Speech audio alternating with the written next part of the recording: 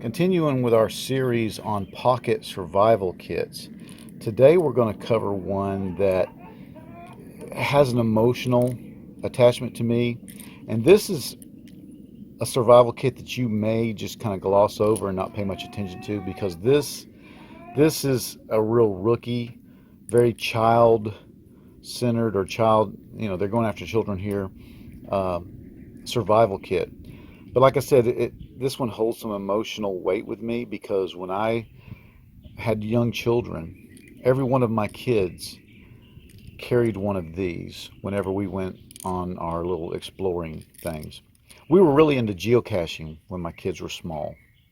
And if you don't know what geocaching is, um, it's where people go out into nature, parks, the woods, and they hide a little container or box of usually just kids' toys, or little, kind of things you'd find in your drawer. And then they go online to the geocaching website and they give clues to it and some rough coordinates. And then other people are supposed to go find those things. Uh-oh. Well, we've already had our first failure and we haven't even started looking at it. There goes the striker.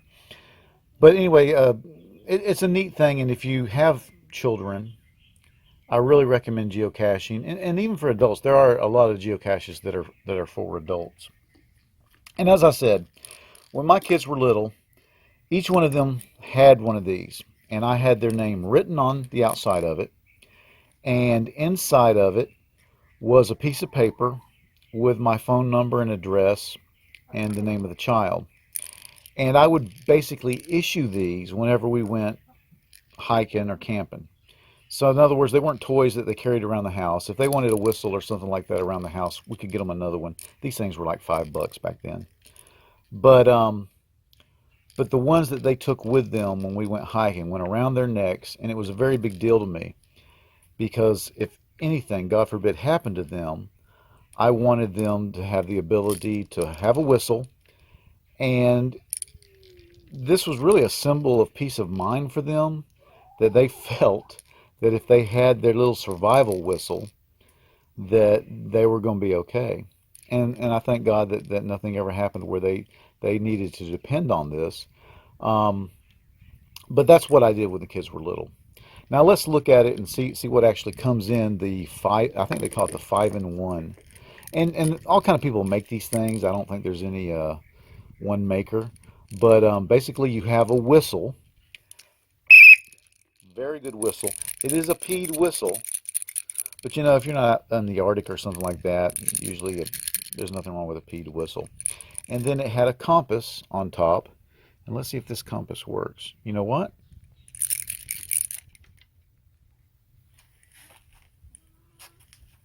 Let's walk around a little bit and see if this works.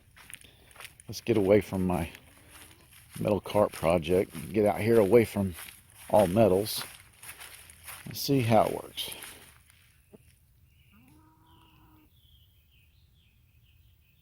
Yeah, not that great. Well, if I get it level, yeah, it eventually is pointing toward north. Yeah, it's working. I mean, not great. It's slow, but it's working.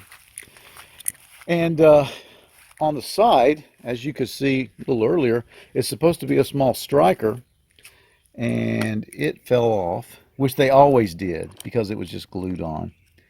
A little ferro rod striker.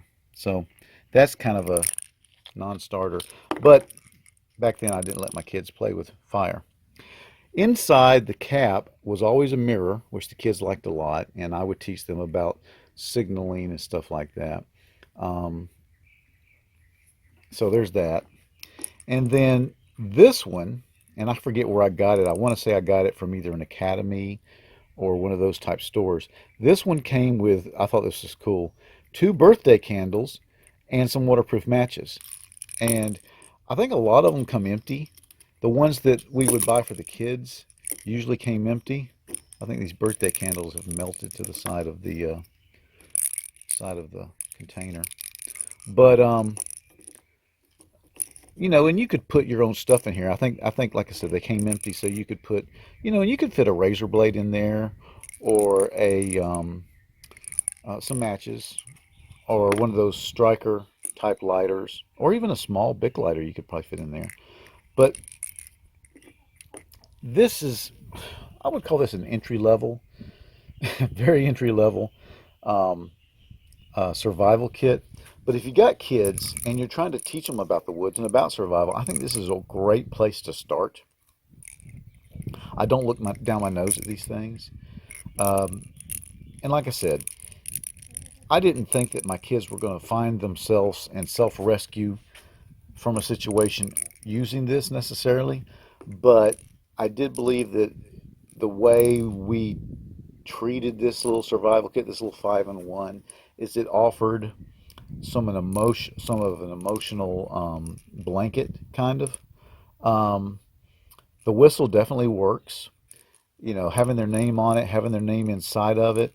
I don't remember. I think actually what we put on the inside was some small those little finger toys and maybe a piece of candy, and we would put a new one in every time so that it was kind of a surprise. And they weren't supposed to open it until we were done getting ready to go home, and they would open it then and see the new little finger toy and the new piece of candy. Get to eat the candy on the ride home. So that acted as a kind of a motivation for them to love this thing and to want to wear it. And at the same time, if, God forbid, anything ever happened, they would open it and they would have a little candy and a little finger toy, something maybe to keep them calm uh, while they waited for rescue and sat there. And what I told them to do is sit under a tree and blow their whistle 3 times, play a little bit, blow it 3 times, play it a little bit, blow it 3 times. And that's all I really ever expected out of this little thing. So anyway, you can get them anywhere.